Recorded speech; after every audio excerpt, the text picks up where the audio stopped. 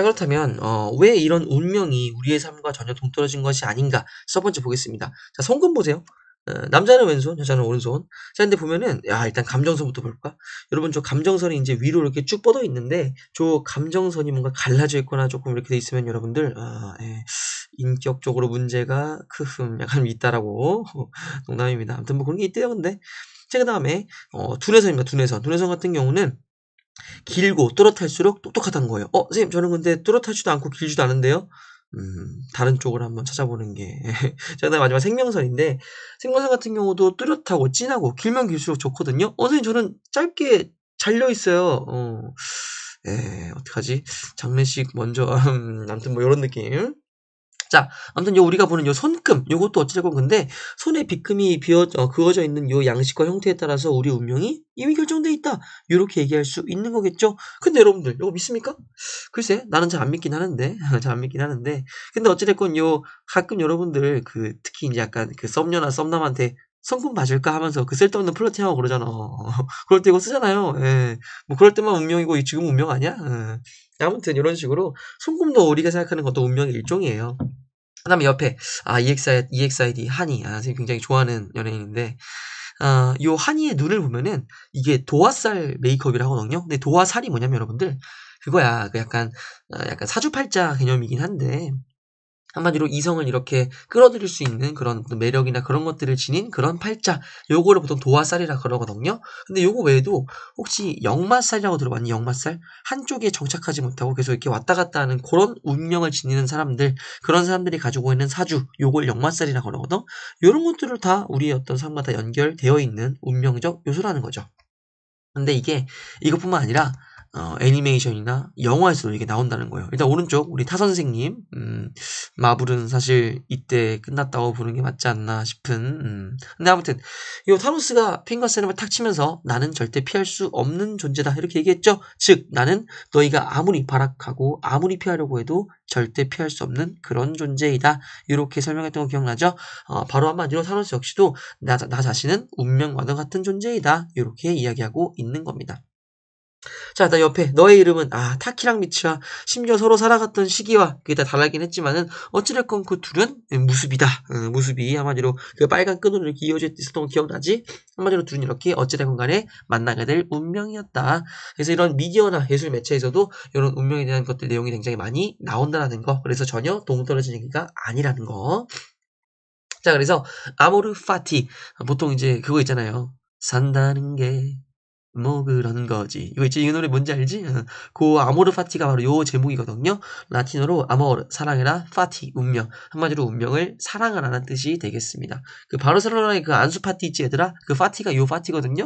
그래서 우리로 치면은 걔는 뭐 안수 운명 약간 이런 느낌인 거지. 근데 어찌됐건 우리가 앞서 생각했을 때 뭔가 선생님 운명은 되게 딱딱하고 고리타분하고 그런 정해진 운명의 어떤 궤도 아래에서 우리는 그냥 언제나 무기력하게 체념하듯이 살아갈 수밖에 없는 거 아닙니까? 너무 우울한데요? 이렇게 생각할 수 있는데요. 사실 이 스토아파가 얘기하고자 하는 운명은 그런 종류가 아니에요. 오히려 운명은 우리는 오히려 사랑해야 됩니다. 그리고 우리는 그 운명 안에서 더 잘 살아갈 수 있게 되거든요.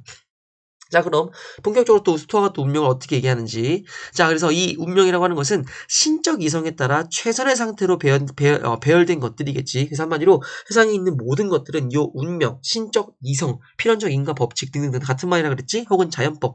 이런 운명에 따라서 가장 최선의 상태로 배열된 것이기 때문에 우리가 관여할 이유가 없다는 겁니다. 그러니까 그 운명을 우리는 수용해야 한다는 거예요. 선생님 저 원래 50점 맞을 운명 아니었어요. 공부 좀 더 하고 책 좀 더 봤으면은 저 충분히 90점 맞을 수 있었어요. 근데 그때 못해가지고 그냥 50점 나온 것뿐이지 저는 원래 50점 운명이 아니었습니다. 스토아파 입장에선 그게 아니라는 겁니다. 그 50점이 오히려 여러분들이 받은 그 가장 점수의 가능성 중에서 가장 최선의 상태이자 최선의 가능성이었던 거지. 이렇게 생각하시면 될 것 같아요. 그러니 그 운명을 계속 부정하려고 하고 자꾸 바꾸려고 하고 수용하지 않으려고 하면 오히려 누가 힘들어진다? 그대들이 스스로가 힘들어진다는 걸 스토아파는 얘기하고 싶었던 겁니다. 그러니 그 운명을 수용할 수밖에 없다. 자, 그래서 일단 용어 정리부터 할게요. 결국 신적 이성의 법칙, 필연적 인과 법칙, 자연법, 운명 다 같은 말이구나 이렇게 접근하시면 되겠습니다. 자, 그래서 이제 우리는 인간의 선택에 대한 얘기를 해볼 거예요. 근데 먼저 우리에게 달려있지 않은 것과 우리에게 달려있는 것. 다른 말로 우리가 변화시킬 수 있고 통제할 수 있는 것들이 있고요. 우리가 절대 죽었다 깨어나도 변화시킬 수 없고 통제할 수 없는 것들이 있습니다. 그럼 선생님, 우리가 변화시킬 수 없고 통제할 수 없는 것들은 뭡니까? 운명에 의해서 결정되어졌기 때문에 우리가 어떤 노력을 하더라도 절대 바꿀 수 없는 나의 건강, 내가 얻는 명성의 정도, 혹은 나의 어떤 부의 수치, 혹은 나의 어떤 인간관계, 친구관계, 가족관계 이런 것들이 있지? 그런 모든 것들은 이미 운명에 결정된 것이기 때문에 사실 우리가 바꿀 수가 없다라는 겁니다. 자, 집중하세요. 자, 그런데 이렇게 우리에게 달려있지 않는, 즉 운명에 의해서 결정된 것이기 때문에 우리가 변화시킬 수 없는 이런 것들. 근데 이런 것들을 우리가 받아들이지 못하고 계속 바꾸려고 하고 나의 운명이 아닌 것처럼, 전혀 다른 사람의 것인 것처럼 생각하게 되면 어찌됐건 그런 운명적으로 인해 발생한 사건들에 대해서 우리는 부정적인 감정을 가질 수밖에 없다는 겁니다. 예를 들어서 앞서 얘기했지만 나는 900을 벌고 싶어. 근데 나의 현실은 근데 200이네. 근데 그게 200을 버는 게 나의 운명이란 말이지. 근데 그 운명을 받아들이지 못하고 아니 나는 200 버는 사람이 아니야. 나는 900 벌 수 있어. 언젠간 벌 수 있겠지.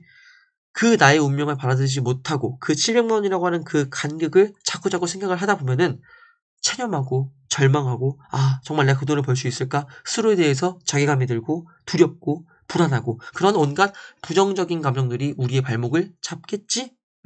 그게 이 스토아파 입장에서는 오히려 좋지 못한 부정적인 감정에 사로잡혀 있는 부자유의 상태이다라고 생각을 하는 겁니다. 즉 스토아가 보기에 어, 인간은 부정적인 이런 한마디로 이 운명에 의해서 발생한 그 모든 것들은 절대 변할 수 없는 것임에도 불구하고 내가 이걸 바꾸려고 하고 수용하지 않으려고 하고 그런 과정에서 발생하는 그런 온갖 부정적인 감정들 있지 그런 부정적인 감정들에 의해서 내가 사로잡히게 돼버리면 오히려 그게 자유롭지 못한 불행한 상태가 된다고 봤던 겁니다. 그러니까 내가 바꿀 수 없는 나의 외적인 요인들, 그게 부이든 명성이든 건강이든 나의 인간관계이든 사랑이든 우정이든 뭐가 됐든 간에 이 모든 것들을 그냥 나의 운명이구나 하고 받아들여야 한다는 겁니다. 즉 앞에서 얘기했듯이 아모르 파티, 나의 운명을 사랑해야 할 수밖에 없다는 겁니다. 그래야 내가 그런 부정적인 감정들에 의해서 사로잡히지 않고 부자유 속에서부터 살아가지 않고 행복하게 살아갈 수 있다라고 봤던 게 바로 요 스토아의 입장이었습니다. 자, 그래서 먼저 우리에게 달려있지 않은 것들, 이런 것들은요, 건강, 명성, 부 등 신적 이성의 법칙에 따라 혹은 자연법에 따라 혹은 운명에 따라 이미 결정되어 있기 때문에 우리 의지대로 절대 바꿀 수 혹은 통제할 수 없는 것들을 의미합니다. 그리고 이런 것들은 인간의 자유로운 선택 결과물이 아니에요. 그렇기 때문에 도덕적 책임 영역이 아닙니다. 우리 다산 정약용 배웠던 거 기억나니 얘들아? 다산이 뭐라 그랬어? 인간이 선을 선택해서 선을 실행하면 그런 선한 결과에 대한 책임은 그 인간의 것이다. 반대로 인간이 악을 선택해서 악을 행하게 되면 그 악행 역시 그 인간의 책임이 있다. 이렇게 얘기하지? 근데 문제는 명성, 부, 명예, 아니면은 뭐 건강 이런 것들은 우리의 선택 결과물이 아니라니까. 오히려 이건 우리가 절대 바꿀 수도 없고 선택할 수도 없는 운명의 결과물이라는 거지. 그렇기 때문에 우리가 선택한 게 아닌데 어떻게 책임을 묻나 이렇게 생각을 했다라는 거예요.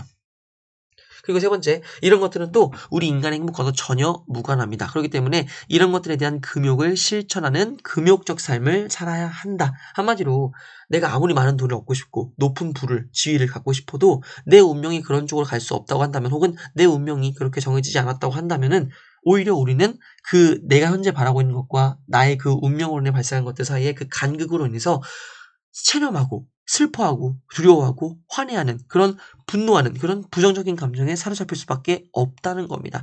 그러니 오히려 그러한 부정적 감정에 사로잡힌 삶은 오히려 인간한테 자유롭지 못한 그런 삶이기 때문에 그런 것들을 경계하고 금욕적인 삶을 살아야 한다. 요게 에피쿠로스 학파와 마찬가지로 금욕적 삶을 살아야 한다고 하는 스토아의 주장입니다.